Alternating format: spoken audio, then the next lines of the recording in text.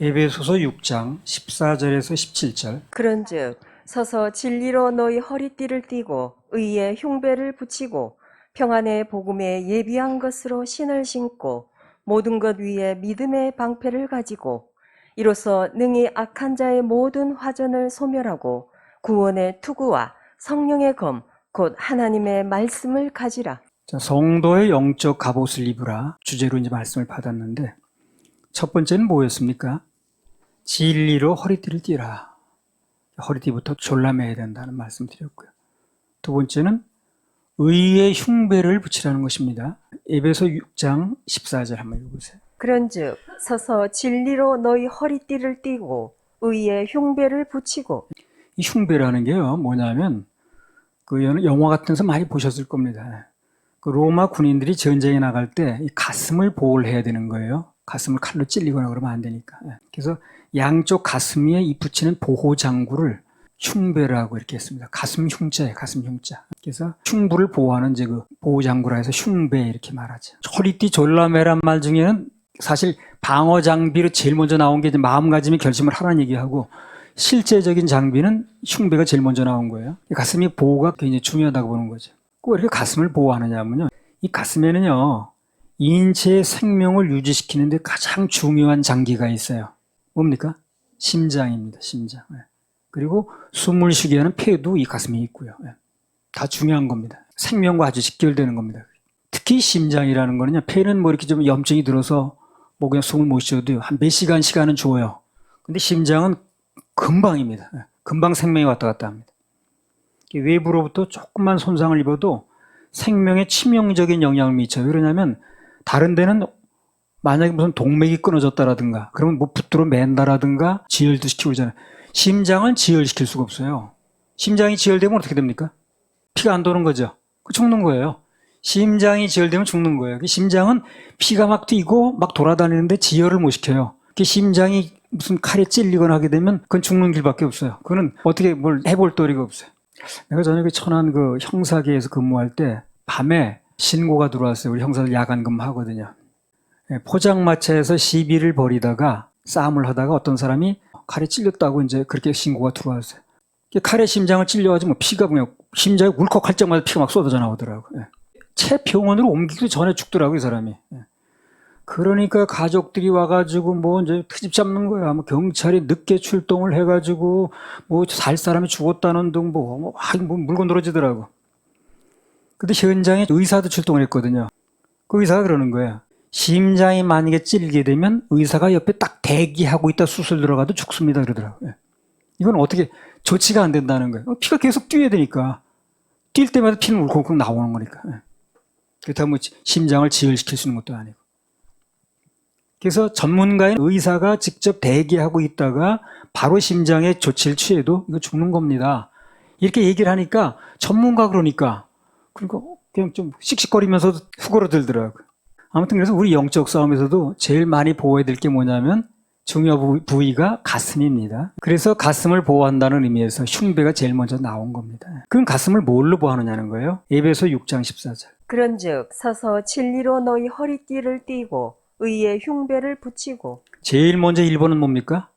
진리로 허리띠를 띠는 거예요. 이게 1번입니다. 그 다음에 의의 흉배를 붙이고, 의의 흉배, 즉 의로 보호한다는 거예요. 의로 보호한다는 거예요. 그러니까 로마 군인들은 직접 그것을 갖다 붙여놓고 다니는지 모르지만 우리 영적으로 말할 때 의의 흉배가 뭐냐는 거예요. 그 의로 보호를 한다는 거거든. 이 성경이 말하는 의는 두 가지가 있어요. 하나는 원래 죄인이었던 우리가 예수님의 보혈의 공로로 값없이 은혜로 얻어지는 의. 이걸 신학적 용어로 칭의라고 그래, 칭의. 원래는 의가 아니었어. 우리 원래 죄인이었습니다. 다 여러분이나 나나 지옥 갈 죄인이었습니다. 태어날 때부터 모태 죄인이었습니다. 그런데 예수님의 보혈의 공로로 그분의 의를 우리가 받아들여서 우리가 의롭게 됐기 때문에 의인이라고 불러준다는 거예요. 원래 의인이 아니었는데. 그래서 그걸 뭐라고 그런다고? 신학적 용어로 칭의. 호칭한다 그 말 이렇게. 의인이라고 호칭해 준다 그 말이에요. 근데 사람들이 그걸 이해를 잘 못해. 자기가 의인이 되려고만 노력을 해. 내가 의인이 되는 게 중요한 게 아니라 예수님의 의를 받아들이면 우리가 의인이라고 불리워지는 겁니다. 칭해지는 거예요. 그래서 칭의라고 그래. 칭의라는 걸 모르다 보니까 그러니까 내가 의로워야지 뭐 내가 무슨 감히 어딜 하나님처럼 무슨 뭐 죄가 없다고 그래. 내가 뭘 무슨 안 해야지. 이렇게 자꾸 돌아가는 거예요. 그게 의인이라고 불려진다는 걸 모르고 내가 죄인이지만 내가 죄를 짓고 있지만 그러나 예수님 보혈의 공로를 심으면 덮어 씌웠기 때문에 의인이라고 불리워진다는 거예요. 그렇게 부른다는 거예요. 그래서 칭의입니다. 원래는 의인이 아니었는데 예수님의 보혈로 말미암아 의인으로 불려진다. 그렇게 호칭된다 그런 얘기입니다. 그러니까 우리가 의인이라고 그분이 불러주시는 거예요. 내가 부르는 게 아니에요.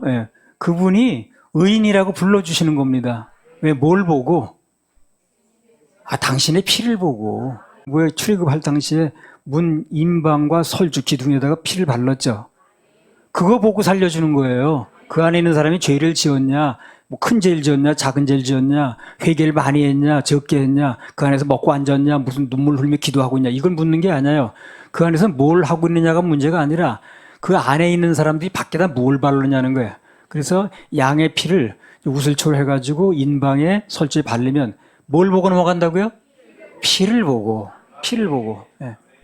그 사람이 안에서 뭘 했느냐, 얼마나 똑똑한 사람이냐, 죄를 얼마나 덜 지은 사람이냐, 이걸 보는 게 아니라 그 밖에 발려져 있는 피를 보고. 이게 무슨 얘기냐면 나를 보는 게 아니라 나에게 발리워진 예수님의 보혈, 피, 그걸 보신다는 거예요.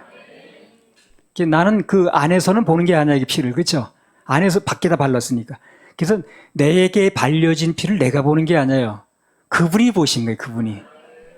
그분이 보시고 우리 믿음으로 받아들이면 그분이 피를 바르신 걸 보시고 여기 피가 발려졌어. 넘어가 이렇게 되는 거죠. 그래서 이게 그분 편에서 보아야 되는 얘기, 그분께서 의인이라고 부른다는 얘기를 이해를 못하니까 자꾸만 내 쪽 기준으로 드는 거야. 내가 자꾸 뭐 앉아야 되고 내가 이런 상태가 되면 안 되고 내가 무슨 뭐 열심히 무슨 봉사를 해야 되고 무슨 충성을 해야 되고 무슨 음란함만 품지 말아야 되고 이런 식으로 자꾸 해나가니까 그게 되나 안 되지. 어쩌다 돼도 계속되지를 않는 거예요. 그러니까 이제 구원의 확신을 못 갖는 거죠. 그런 식으로 방향을 잘못 잡았기 때문에. 그래서 이제 그런 의미에서 이제 의라는 말이 하나 나올 수 있고 이건 여러 번 얘기를 했습니다. 또 많이 강조를 했습니다. 그리고 성경이 언급하는 또 하나 의가 있어요.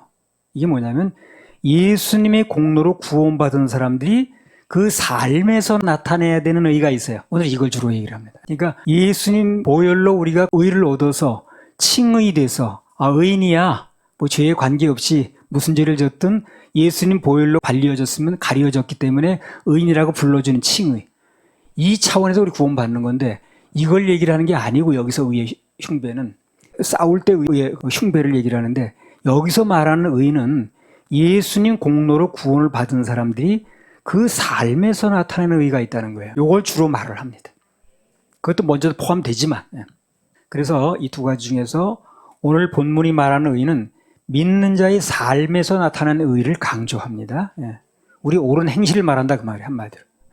이게 영적 싸움이 굉장히 중요합니다. 그러니까 은혜를 구원 받았는데 그렇게 우리 삶이 뭐 이렇게 중요하겠어? 그거 가지고 싸움에 무슨 그렇게 아니 그렇지 않아요. 그럼 일본에 놓질 않지 이걸. 그러니까 은혜로 구원받고 우리가 천국 가게 된 건 맞아요.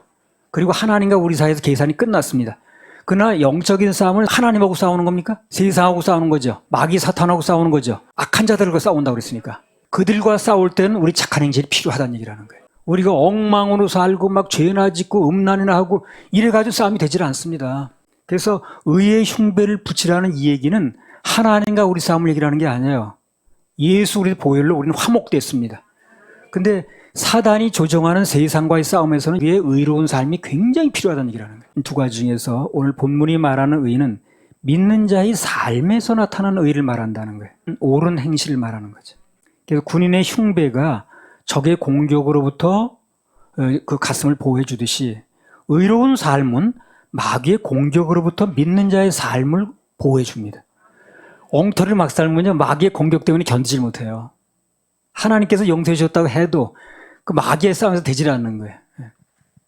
어떤 사람이 구원받았다고 얘기를 해요. 그리고 그렇게 하나님과 계산이 끝났다고 얘기를 합니다. 매일 사는 게 무슨 도둑질이나 하고 간음이라고 이렇게 살아보세요. 사단과의 싸움에 승리하겠습니까? 안 됩니다. 될 수가 없어요. 계속 그걸 공격해 들어오니까. 교회가 그런 사람만 모였다 그래 봐요. 교회가 무슨 일 아무것도 못합니다. 예수님 보혈로 구원받는 건 별개 문제예요. 그래 영적 싸움이 안 된다는 얘기라는 거예요. 그래서 의의 흉배, 여기서 말하는 의의 흉배는 삶을 얘기하는 거예요. 삶 속의 의. 사실상 그 사단 마귀가 큰 소리를 치는 건 뭐 때문에 큰 소리 치는 거예요? 우리 죄 때문에 큰 소리 치는 거예요. 그렇죠? 우리 죄 때문에. 또 그런 죄 지었잖아. 아니 무슨 그런 지어놓고 무슨 뭘 네가 막 그들을 뭘 한다 그러는 거야 지금. 이런 식으로 몰고 나오는 거예요. 예. 뭐 지난 자리면 그런 짓 한 거 다 알고 있는데 무슨 네가 집사라고 뭐 이런 식으로 나오니까 거기서 힘을 못 쓰는 거예요. 그래서 계속 고범적인 죄에 노출되면 영적인 싸움이 되질 않는 거예요. 그게 사단이 막 계속 이제 참소라니까. 마귀는 그리스도인들을 어떻게 해서 유혹을 해가지고 죄를 짓게 합니다. 그리고 죄를 일단 짓게 되면 그때부터는 집요하게 물고 늘어지는 거예요. 네가 그런 죄를 지어놓고 무슨 네가 그런 뭐 나쁜 짓을 해놓고 무슨 뭘 목회를 한다고 이런 식으로 막 몰고 들어가는 거예요. 못하는 거죠. 그래서 집요하게 물고 늘어져서 그 믿는 자를 그 사람이 뭘 하든지 간에 꼼짝달싹 못하게 만드는 거예요. 그 이제 세상 일이라는 거는요, 뭐 예를 들어서 의사가 있다고 합시다. 의사가 뭐 밤새도록 술 먹고 뭐 못된 짓을 다 하고 할지라도 건강만 있으면 그날 또 진료할 수 있어요, 없어요?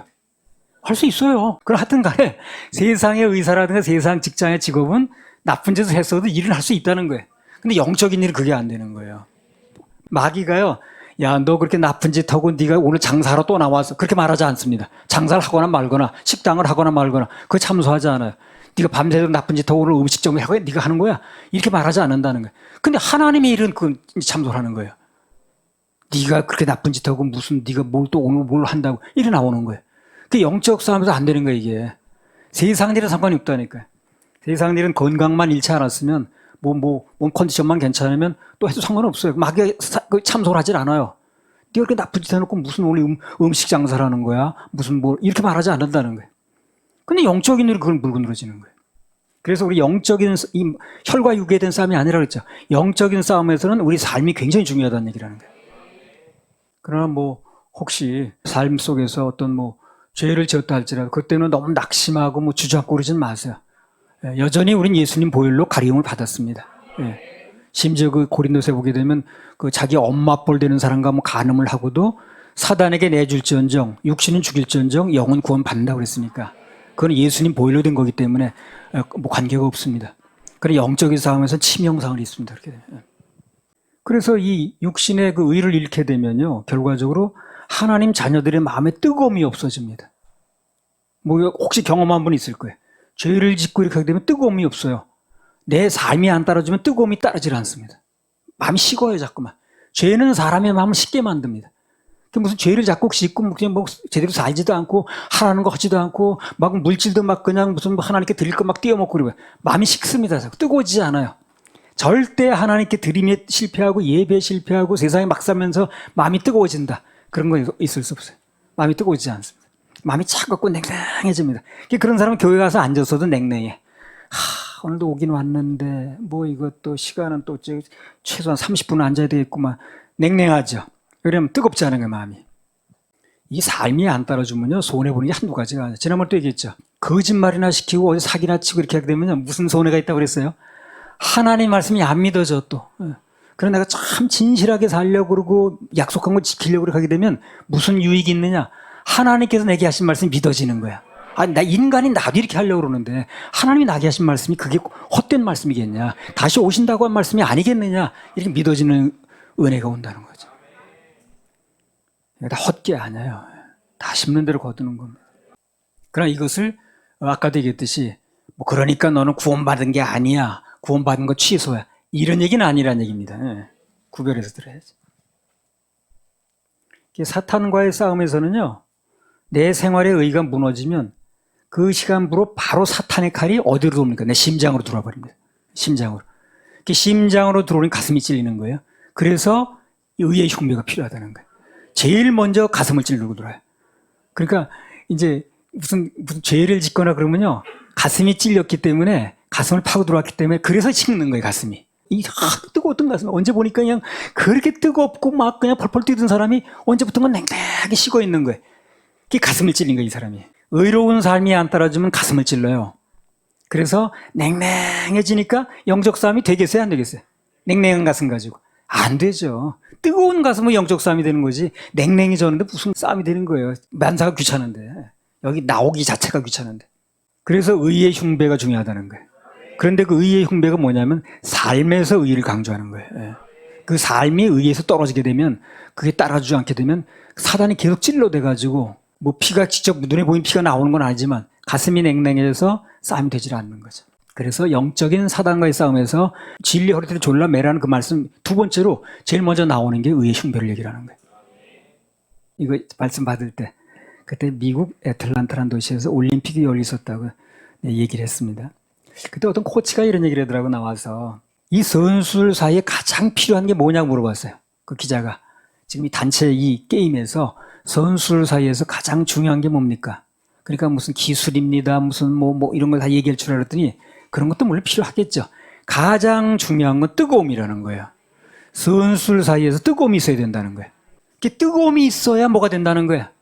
근데 선수들 사이에서 뜨거움이 사라져가지고 이건 무슨 해보나 마네라는 동 이런 식으로 돌아가 버리면 안 된다는 거지. 근데 실력이 좀 모자라도 선수 사이에 뜨거움과 열정이 있으면 해볼 만하다는 거. 이번에 그 20세 이하 그 옛날에 청소년 축구라고 그랬어요. 그래가지고 그 우리나라 굉장히 그 성적이 좋았습니다 이번에. 그렇게 여러 나라 나간 데서 본선 나간 것만 해도 당연한데 예선 통과하고 8강전에 이기고 4강까지 갔죠 이거. 예. 그게 왜 그랬냐면요. 그들 선수 사이에 뜨거움이 일어난 거예요. 뜨거움이. 지난번에는 무슨 스타들이 있어가지고 기다렸대. 근데 이번에는 아무 스타들이 없대니 원팀에는.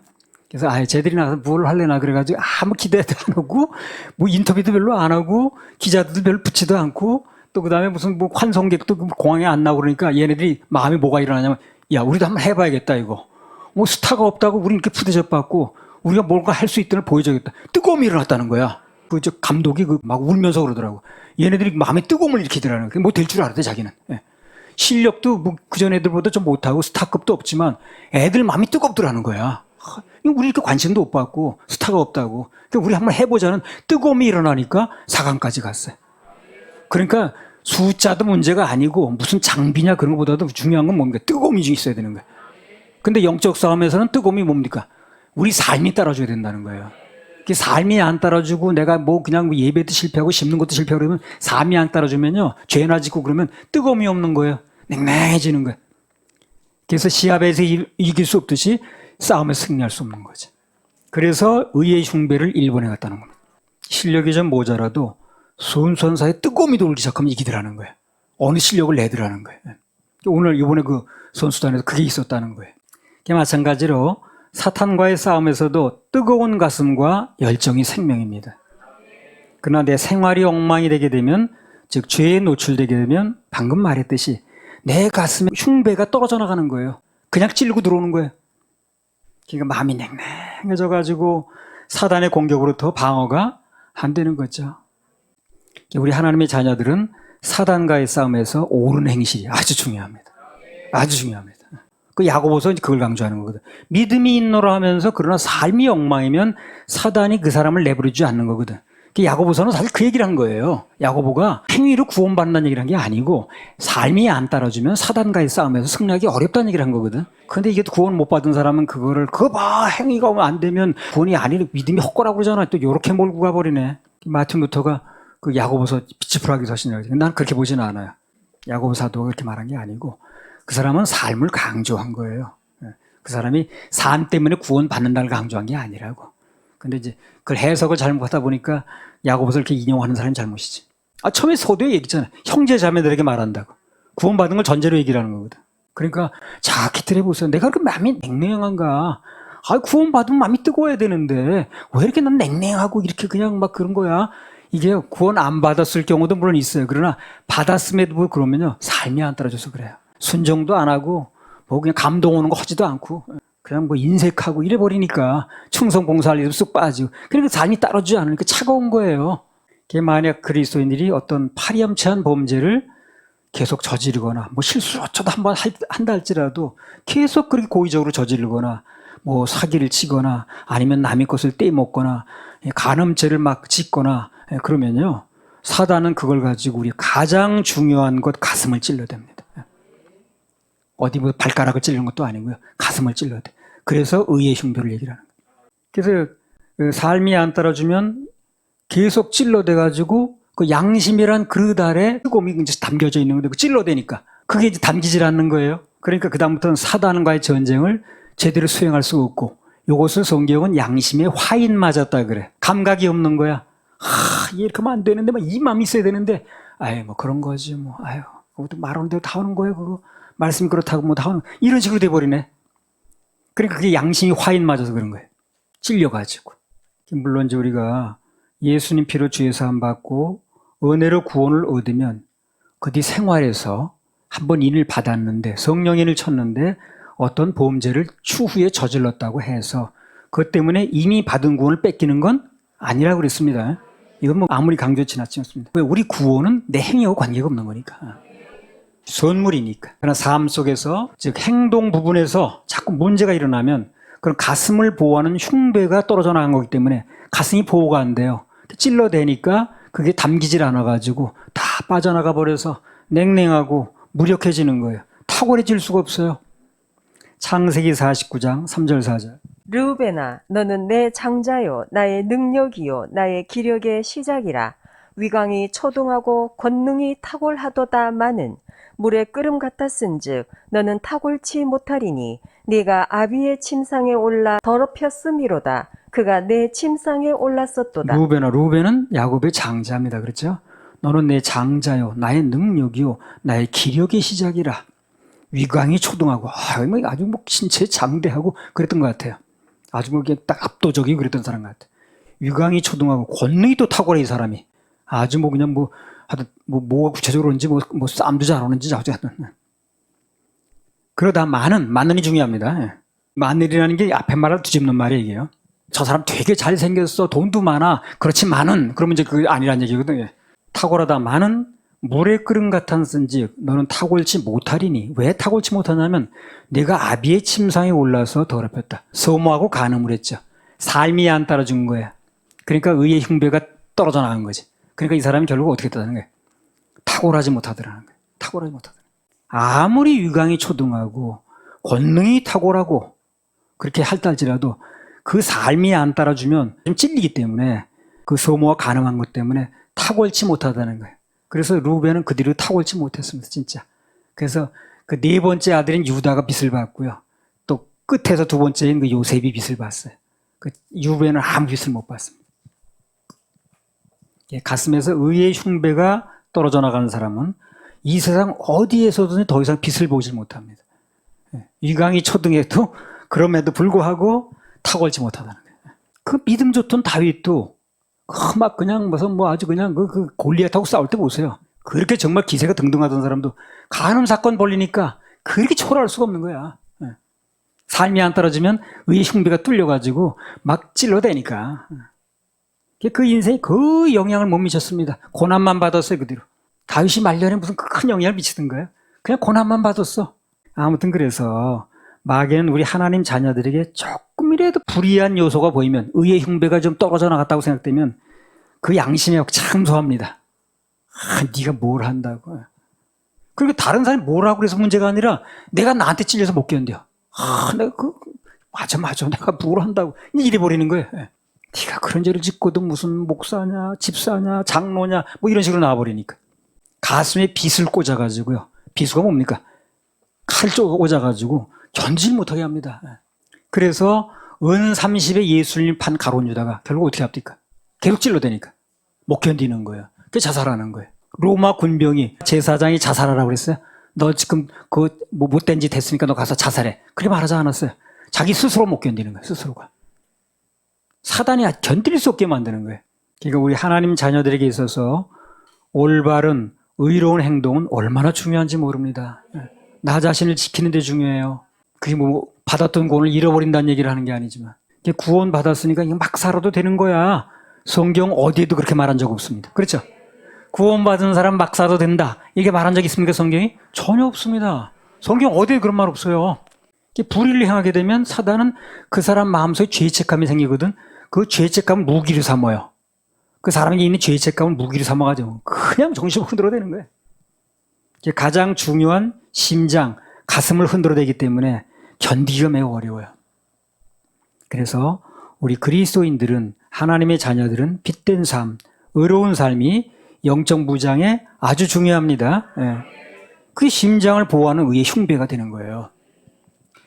마태복음 5장 16절. 이같이 너희 빛을 사람 앞에 비치게 하여 저희로 너희 착한 행실을 보고 하늘에 계신 너희 아버지께 영광을 돌리게 하라. 이같이 너희 빛을 사람 앞에 비추게 하여 저희로 너희 착한 행실을 보고 착한 행실을 해야겠죠. 하늘에 계신 너희 아버지께 영광을 돌리게 하라. 그래서 우리는 매사에 착한 행실을 통해서 마귀가 우리를 고발하고 참소할 수 있는 여지를 주면 안 되는 것입니다. 그래서 우리가 의로운 삶을 사는 게 결과적으로 여기 보니까 그게 하나님께 영광 돌리는 길이에요 또. 그러니까 우리가 막 죄나 짓고 막 살면 하나님께 영광이 안 되는 거죠. 받은 구원을 잃어버리는 얘기가 아니고 그런 얘기가 아니라 하나님께 영광이 안 된다는 거예요. 삶이 안 따라주면 말도 딸리고 벌써 영적 싸움이 안 되는 거예요. 싸움이 안 돼. 삶이 따라주니까 부드럽고 말하기도 좋고 우리는 하나님의 자녀로서 매사에 조심하고 또 삼가고 가능하면 누구에게도 난 폐를 끼치지 않겠다. 이 결심이 필요합니다. 허리도 졸라매야 돼. 그걸 하나님 도와주십니다. 하나님 도와주시. 그래서 누가 나를 비난하면 좀 억울하죠. 어떤 때는요. 억울한 면이 좀 있다 할지라도 그걸 자꾸 생각하지 말고는 하나님께 맡기고 내가 고칠 건 없나? 그것부터 생각해야 됩니다. 저 사람이 나한테 왜 자꾸 그러는 거야? 그거를 생각하기 전에 그거는 하나님께 맡겨야 됩니다. 그 전에 나는 고칠 게 없나? 내 쪽에서 이게 좀 개선할 건 없는가? 이런 걸 먼저 생각을 해야 된다는 거예요. 비난 드릴 일을 내가 한 적은 없는가? 이렇게. 항상 그리스도인들은 하나님의 자녀들은 절대 남한테 피해가서 안 된다는 거. 내가 좀 피해를 볼지언정 내가 피해를 본 건 하나님 보상을 해주셔요. 그럴지언정 내가 누군가에 피해를 주고 폐해를 끼치면 안 됩니다. 성경이 이걸 말한다니까. 그게 의의 흉배라고 얘기를 하니까. 누가 나를 비난하거나 그렇게 되면 다소 좀 억울한 면이 있어도 그것보다는 내가 고칠 건 없나? 우리 교회 측에서 뭘 좀 개선해야 될 건 없나? 이렇게 생각을 해야 되는 거예요. 그게 나를 보호하는 의의 흉배가 된다니까요. 할렐루야, 하나님의 박수 올려드립니다.